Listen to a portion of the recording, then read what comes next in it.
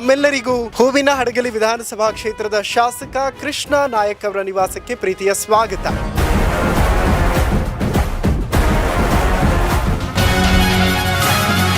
ಈ ಕನಸಿನ ಅರಮನೆಗೆ ಎಷ್ಟು ವರ್ಷಗಳು ತಗೊಳ್ತು ಆಕ್ಚುಲಿ?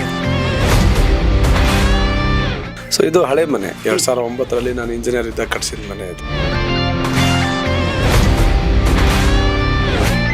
ಫ್ಯಾಮಿಲಿ ಜೊತೆ ಕೂತ್ಕೊಂಡು ಸಿನಿಮಾ ನೋಡೋದಕ್ಕಾಗ್ಲಿ ಅಥವಾ ಕಾರ್ಯಕ್ರಮಗಳನ್ನ ವೀಕ್ಷಿಸೋದಕ್ಕಾಗ್ಲಿ ಸಮಯ ಸಿಗ್ತದ? So weekly 1 day for them. ಇವತ್ತು ಅಡುಗೆ ಕೋಣೆಗೆ ಬಂದ್ರೆ ಆ ವಿಚಾರಗಳು ನೆನಪಾಗ್ತದ? ಯಾರ್ಯಾರ ಜೀವನದಾಗ ಯಾವಾಗ ಸಿಗ್ತಿರ್ತಾರೋ ಅವೆಲ್ಲ ನೆನಪುಗಳು ಬರ್ತಿರ್ತಾವೆ.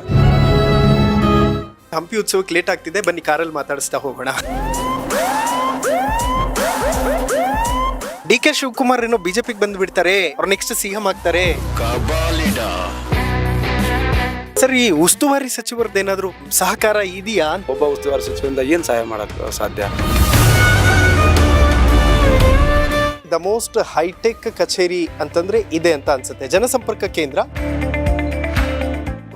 100/100 ಅಲ್ಲಿ ಇರ್ಬೋದು ಸರ್, ಮೇ ಬಿ ಆಫೀಸ್ ಇದು 100 ಜನ ಕುಂದಿರ್ಬೋದು.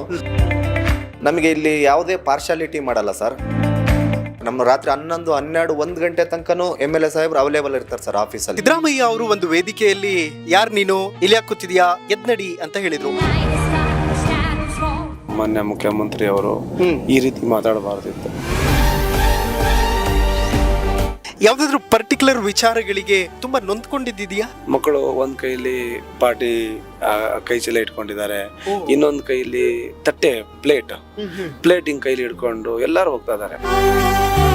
ಪ್ಲೇಟ್ ಹೇಗಿದಾವ ಅಂತಂದ್ರೆ ಅಂಕು ಟೊಂಕು ಅಲ್ಲೆಲ್ಲ ತೂತಾಗಿರೋದು, ಅದೆಲ್ಲ ನೋಡಿ ತುಂಬಾನೇ ನನಗೆ ನೋವಾಯ್ತು. ಒಬ್ಬ ಕಾರ್ಮಿಕ ಗ್ರಾಮ ಪಂಚಾಯತ್ ಅಲ್ಲಿ ಕೆಲಸ ಮಾಡ್ತಿರ್ತಾನೆ, ಸಂಬಳ ಇರಲ್ಲ, ಆತನನ್ನ ತಮ್ಮದೇ ಆಫೀಸಲ್ಲಿ ಕೆಲ್ಸಕ್ಕೆ ಇಟ್ಕೋತೀರಿ. ಯಾವುದೋ ಒಬ್ಬ ಅಜ್ಜಿ ಅವ್ರ ಮನೆ ಏನೋ ಸಮಸ್ಯೆ ಆಗಿರುತ್ತೆ, ಸ್ವಂತ ದುಡ್ಡಲ್ಲಿ ಮನೆ ಕಟ್ಟಿಸ್ಕೊಡ್ತೀರಿ. ಹೋಗಿದ ತಕ್ಷಣ ಹತ್ ಬಿಟ್ಟ ಅವನು, ನೀನು ಚಿಂತೆ ಮಾಡೋದೇನು ಅವಶ್ಯಕತೆ ಇಲ್ಲ, ನಾನು ಆಫೀಸ್ ಇದೆ, ನಾನು ಸಂಬಳ ಕೊಡ್ತೀನಿ ಅಂತೇಳಿ ಇಟ್ಟೆ. ಅಂಗಡಿಯಲ್ಲೇನೆ ವ್ಯಾಪಾರ, ಅಲ್ಲೇ ಮಲ್ಗೋದು, ಅಲ್ಲೇ ಇತ್ತು. ನನ್ನ ಸ್ವಂತ ಅಜ್ಜಿ ಇದ್ದಿದ್ರು ನಾನು ಇದೇ ಕೆಲಸ ಮಾಡ್ತೀನಿ.